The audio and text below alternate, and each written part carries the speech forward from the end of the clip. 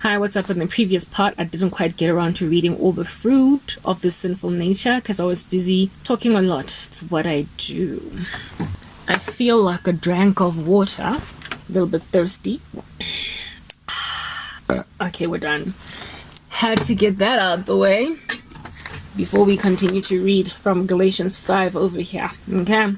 The fruit of the sinful nature, let us read them so I can explain my dreams to you and also explain how God is helping me grow from strength to strength so I can leave people far away with plumes of dust just on their faces that I have come to the conclusion are involved in something satanic and dark, and they just enjoy dangling Christians around because they know how fruit-bearing we are, how long-suffering we are. That's just one of the things that people involved in darkness exploit Christians using, their long-suffering and their desire to help, their desire to fix or support. Do you understand? Everybody, sometimes people in the occult come into your life because they get made lonely by the sheer volume of sorrow that they have dunked themselves in that has caused people in their lives to get out because they're tired with them.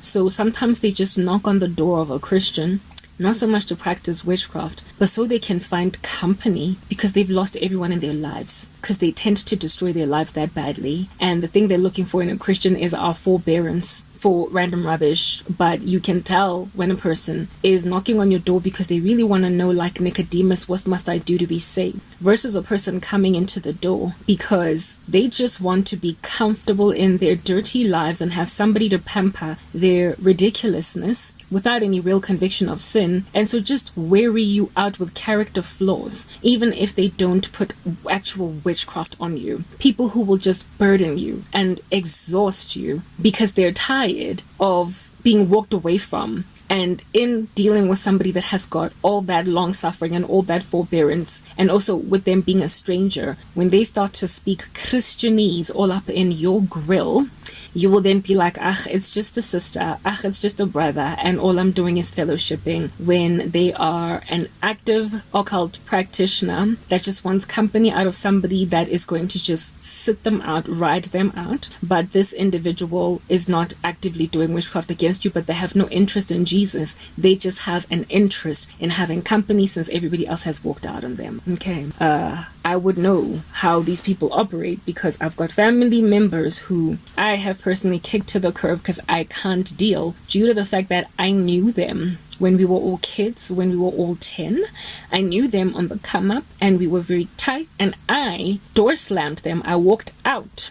I dusted my feet off because of their overnight transformation, their occult makeover, their insufferable new personality that made me, upon trying to evangelize them, just consider them to be pigs and dogs. And so I did not cast my pearls to them anymore, know that which was sacred, but they want a piece of me in their lives. They want something of what they used to have historically, like back in the day, but they know they're not going to get it from their immediate family members or their former friends or whatever, because literally everybody's fed up with them. Everybody is exhausted and everybody cuts them off. People who dabble with the occult sever relationships in their lives because they change personality in a way that people in their lives can't deal. They burn bridges. That's what I'm trying to explain to you guys. So I'm also trying to highlight to you guys, how do you know right now when you're dealing with a bridge burner that just wants to use you as a cushy pillow to sleep on your bosom, but they don't actually want Jesus? So essentially they're a stumbling block. There's something to wear you down. They're like weights on your feet, and you're going to run slower with them just holding on to mandwa.